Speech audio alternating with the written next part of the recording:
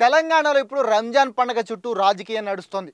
Government ఆఫీసులో పనిచేసే ముస్లిం ఉద్యోగులు ఓ గంట ముందే వెళ్ళొచ్చని రీసెంట్గా తెలంగాణ గవర్నమెంట్ ఓ అనౌన్స్మెంట్ చేసింది. దీనిపై ఇప్పుడు బీజేపీ లీడర్లు ఫైర్ అవుతున్నారు. ముస్లింలకి రంజాన్ కోసం గంట టైం ఇవ్వడం ఏంటి, ఎప్పుడైనా ఇలా హిందువులకి పండగలకి ఇచ్చారా అని అడుగుతున్నారు. ఇక్కడే అసలు రచ్చ మొదలైంది. బీజేపీ చేస్తున్న ఈ కామెంట్లపై కాంగ్రెస్ క్లారిటీ కూడా ఇచ్చింది.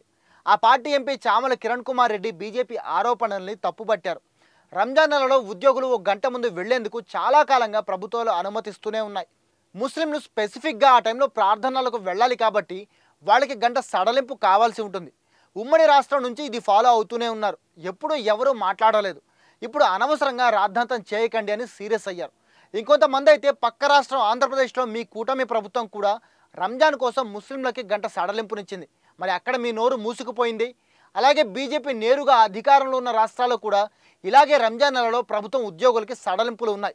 ఇలాంటి అవకాశవాద రాజకీయాలు, మత రాజకీయాలు మానుకుని జనాల కోసం పనిచేయండి అంటూ ఎదురుదాడికి దిగుతున్నారు.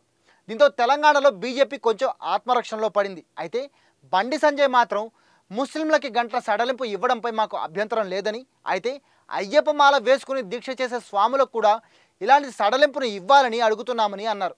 ఇది అడిగితేనే మత రాజకీయాలు అయిపోయాయా అని కౌంటర్ అటాక్ చేసే ప్రయత్నం కూడా చేస్తున్నారు. అయితే ఇక్కడ గుర్తుంచుకోవాల్సిన విషయం ఏంటంటే, ప్రభుత్వ ఆఫీసులు దాదాపు సాయంత్రం 5 గంటలకు పూర్తవుతాయి. కానీ 5 గంటలకి నమాజ్ చేసి 6 గంటల సమయంలో వాళ్ళ ఉపవాసాన్ని పూర్తి చేస్తారు ముస్లింలు. అందుకే ఒక గంట ముందు వాళ్ళకి మినహాయింపు ఇస్తుంటాయి ప్రభుత్వాలు. ఇది అన్ని ప్రభుత్వాలు ఫాలో అయ్యే విధానమే. దీనిపై నిజంగానే రాద్ధాంతం చేయాల్సిన అవసరం లేదు. ఇలాంటి సున్నితమైన అంశాలని టచ్ చేయడం వల్ల నెగిటివిటీ పెంచుకోవడం, కొన్ని వర్గాల్లో ద్వేషం పెంచడం తప్ప వేరే ఉపయోగం ఏమీ ఉండదు. కాబట్టి ఏదైనా ప్రజలకి ఉపయోగపడే ఆలోచన చేస్తే బెటర్. ఏమంటారు?